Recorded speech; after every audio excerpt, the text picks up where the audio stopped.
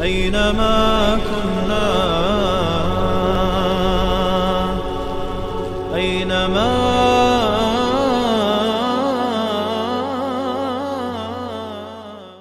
بسم الله والحمد لله والصلاة والسلام على رسول الله اما بعد. السلام عليكم ورحمة الله وبركاته.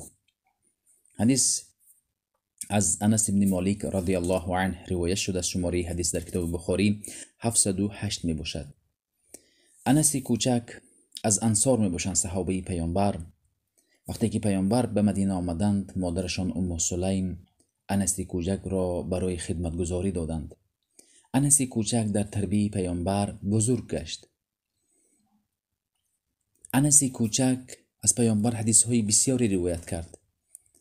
میگویند که انس ابن مالک ما صلیت وراء امام قط اخف صلاة ولا اتم من النبی صلی الله علیه و سلم. من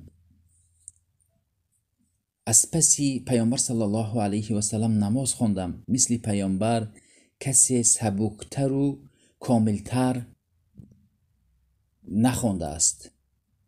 پیامبر صلی الله علیه و سلم در حقیقت وقتی که امام بودند، نماز را کوتاه میخواندند و کامل میخواندند.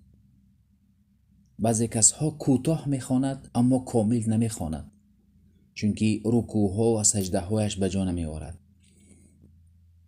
کوتاه خواندن این سبب می شود که بعضی کس کامل نمیخواند. پیامبر صلی الله علیه و سلم هم کوتاه میخواندند هم کامل میخواندند که همه فرمانهای نماز در جایش بود. انس ابن مالک وصف میکنند و میگویند که در دوامی حدیث و این کان لا یسمع بکاء الصبی فیخفف مخافة ان تفتن امه. اگر وقتی که گریه های کودک را در نماز میشنیدند، باز سبکتر میکردند تا اینکه مادرش به تشویش نافتد. ببینید پیامبر رحمت للعالمین گفته برای این میگویند. میبینیم که در این حدیث کودک ها وقتی که به نماز میروند مانع نیست. امروز کودکی که وقتی که به نماز میرود، شخصی که کودکش را به نماز میبرد، او را از مسجد دور میکنند. این کودک چیکار میکند؟ میگویند کودک در مسجد پیامبر، در مسجد الله انس میگیرد. کودک ها را نباید از مسجد کناره کرد یا که بیرون کرد. وقتی که زنها نیز به مسجد میروند، کسی حق ندارد که مانع شود. و امام وقتی که کودک گریه میکند، امام باید کوتاه بخواند. آداب و حیا و تربیه را این مسلمان از مسجد می آموزد. هر مصیبتی که وقتی که میرسید، پیامبرها به مسجد میرفتند، دعا میکردند، مثل زکریا علیه السلام. بهترین عبادت، بهترین مکان.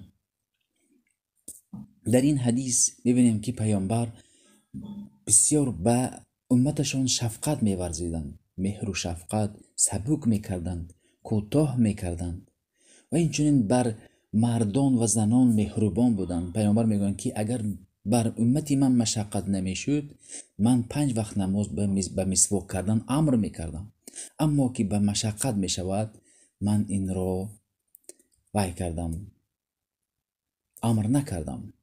و اینجوری پیامبر میگویند که من به صحابگان، به پیروانم به همه جهاد میرفتم.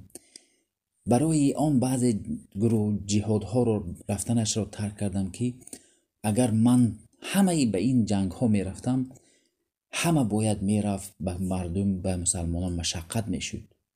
ببینید رحمت پیامبر رو.